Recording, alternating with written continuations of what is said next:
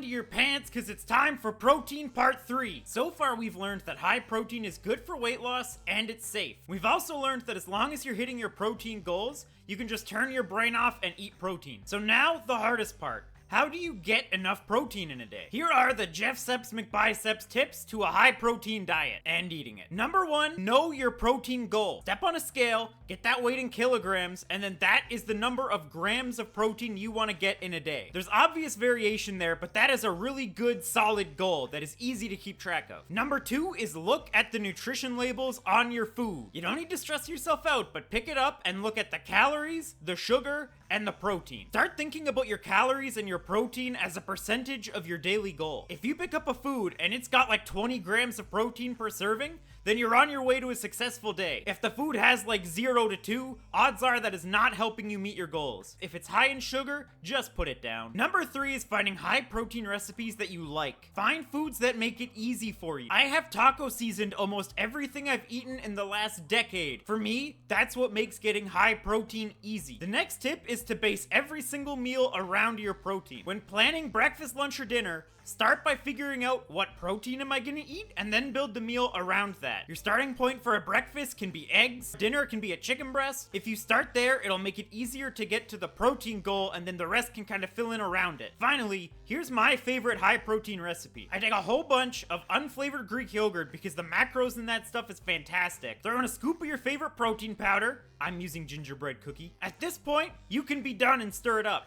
But I add a little bit of cocoa powder and a tiny little bit of powdered peanut butter. Mix that up and bam! High protein breakfast or lunch or snack or whatever you want to use it for. That concludes the 3-part protein series for now. See you next time when we talk about training to failure.